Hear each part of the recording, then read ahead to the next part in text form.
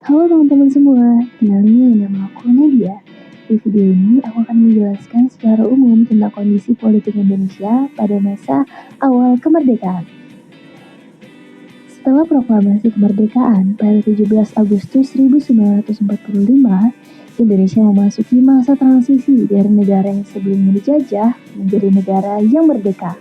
Namun, kondisi politik saat itu tidak berjalan dengan mulus. Berbagai tantangan, baik dari dalam maupun luar negeri, membuat situasi menjadi tidak stabil. 1. Faktor internal. Ketidakstabilan politik Indonesia pada awal kemerdekaan disebabkan oleh beberapa faktor internal, seperti sistem komunikasi yang belum berkembang, perbedaan kepentingan politik, lemahnya pemerintahan pusat, serta perpecahan di kalangan elit politik dan masyarakat. Sistem perhubungan yang buruk. Proklamasi kemerdekaan memang berhasil dilakukan dalam situasi yang damai, tetapi informasi tentang kemerdekaan tidak tersebar secara merata. Saat itu, sarana komunikasi masih terbatas, sehingga kabar kemerdekaan hanya tersebar di kota-kota besar di Pulau Jawa. Banyak daerah yang baru mengetahui Indonesia telah merdeka beberapa waktu setelah proklamasi dibacakan. Keterbatasan ini menghambat pembentukan pemerintahan Republik Indonesia yang saat itu masih lemah. Perbedaan kesukuan dan kepentingan politik. Meskipun Indonesia telah merdeka, tidak semua elemen masyarakat menyambut baik perubahan ini. Beberapa kelompok, terutama bangsawan yang sebelumnya mendapat keuntungan dari kolonialisme Belanda, masih bersimpati kepada Belanda. Mereka menganggap bahwa kemerdekaan yang diperjuangkan oleh kaum nasionalis terlalu radikal dan bertentangan dengan nilai-nilai aristokrasi yang mereka anut. Lemahnya kepemimpinan pusat. Pada masa awal kemerdekaan, sistem pemerintahan masih belum stabil. Pemerintahan pusat di Jakarta mengalami berbagai pergantian sistem, dari presidensial ke parlementer dan sebaliknya. Ketidaksepahaman di antara para pemimpin menyebabkan konflik internal yang semakin memperumit keadaan. Salah satu peristiwa besar yang mencerminkan ketidakstabilan ini adalah peristiwa PKI Madiun pada tahun 1948 yang melibatkan mantan Perdana Menteri Amir Syarifuddin.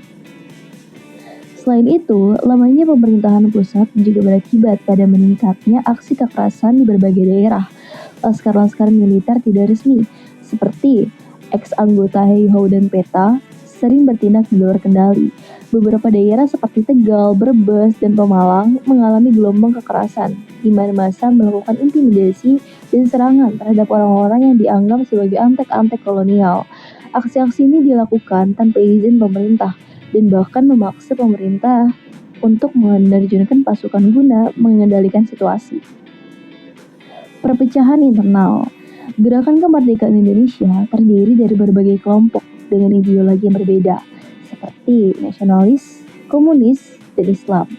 Masing-masing kelompok memiliki kepentingan dan visi yang berbeda mengenai arah pembangunan Indonesia.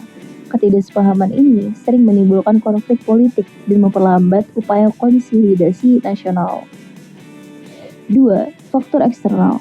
Selain faktor internal, ketidakstabilan politik Indonesia juga disebabkan oleh ancaman dari luar negeri, terutama dari Belanda yang berusaha merebut kembali kekuasaannya. Kedatangan Belanda dan agresi militer. Setelah Jepang menyerah dalam Perang Dunia II, Belanda berusaha kembali menguasai Indonesia dengan bantuan pasukan sekutu. Pada tahun 1947 dan 1948, Belanda melancarkan 2 agresi militer yang hampir menghancurkan pemerintahan Republik Indonesia. Agresi militer Belanda II bahkan menyebabkan sebagian besar pimpinan Indonesia, termasuk Soekarno dan Hatta, ditangkap. Namun, berkat perjuangan diplomasi dan perlawanan rakyat, Indonesia tetap mampu mempertahankan kemerdekaannya. Kedatangan sekutu dan Nica. Selain Belanda, pasukan sekutu yang datang ke Indonesia juga membawa Netherlands Indies Civil Administration atau yang biasa disebut NICA, yang bertujuan untuk mengembalikan kekuasaan Belanda. Kehadiran mereka memicu berbagai perlawanan rakyat, seperti pertempuran 10 November 1945 di Surabaya, pertempuran 5 hari di Semarang, pertempuran Ambarawa, Bandung Lautan Api, serta 2 agresi militer Belanda. Meskipun Indonesia mengalami banyak tantangan politik pada awal kemerdekaan, perjuangan rakyat tidak berhenti. Berbagai strategi diplomasi dan perlawanan bersenjata akhirnya berhasil membuat Belanda mengakui kedaulatan Indonesia. Pada tahun 1950, Indonesia mulai memasuki fase yang lebih stabil dengan pembentukan Negara Kesatuan Republik Indonesia atau yang biasa disebut NKRI. Pembentukan pemerintahan dan Undang-Undang 1945. Setelah proklamasi kemerdekaan, langkah pertama yang diambil oleh para pendiri bangsa adalah membentuk pemerintahan sementara. Insinyur Soekarno ditunjuk sebagai presiden dan Dr. Andes Muhammad Hatta sebagai wakil presiden.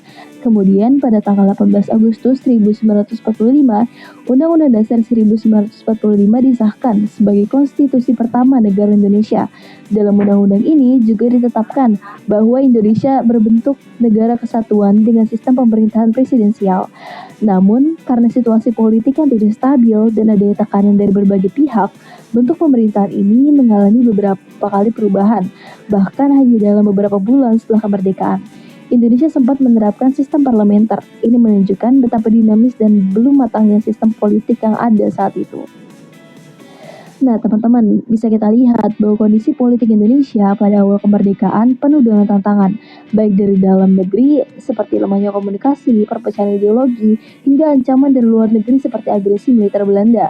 Namun, dari semua kesulitan itu justru terlihat bagaimana semangat perjuangan dan diplomasi para tokoh bangsa membentuk dasar bagi berdirinya negara Indonesia yang kita kenal hari ini. Oke teman-teman, mungkin segitu saja yang dapat saya sampaikan pada video kali ini. Semoga dapat bermanfaat bagi kita semua. Bye-bye.